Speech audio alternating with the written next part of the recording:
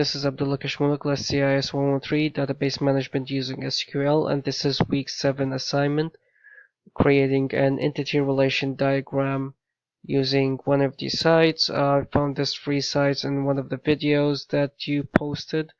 First, I created a season table that includes the game ID and a few information about that game, and it is linked to a team table. And of course, the game can have many teams, but the team can be only in one game. And the team ID, there is a team ID that's the primary key. I did not put primary or foreign keys, as you didn't want us to do that. A few information about the team, and the team table is connected to players table. And of course, a team can have multiple players, but the player can only have one team. And the player table is primary key is the player ID, and the player table is connected to statistics. And of course, one player can have many statistics, but all statistics can be for one player and also in one game, not multiple games.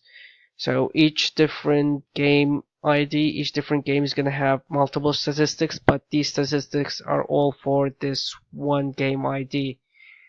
And in case we want to export this to our program, we can select export and select Oracle, and it's gonna write us the code that we can just copy. After copying the code, we can create a script for it. So this is my script for it, and to show you the script, just paste the script in here, and after pasting it, you can name it whatever you want and run the script. After running the script, I already ran the script, so you can see in my object browser, we can see all the tables that I have. And right here I have the players, seasons, statistics, and team, and each one showing variables.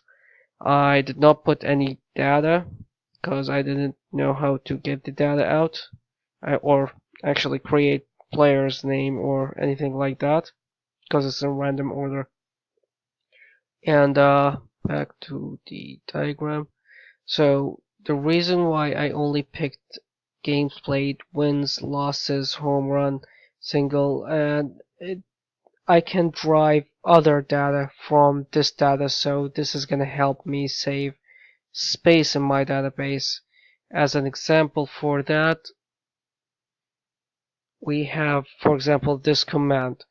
I can select the game ID, team ID, player ID to show, and first name.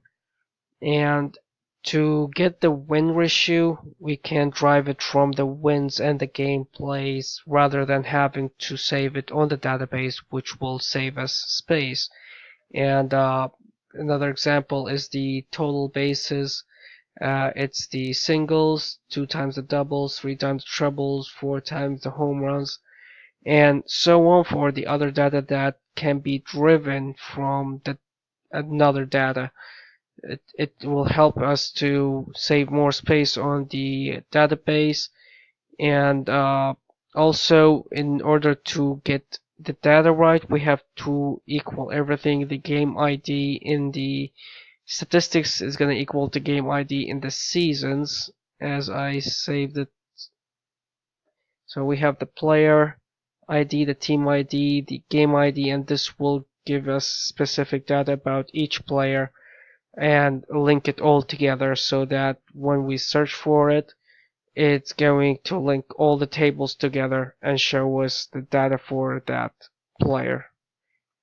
Of course, I did not save any data, so this is not going to run on my database.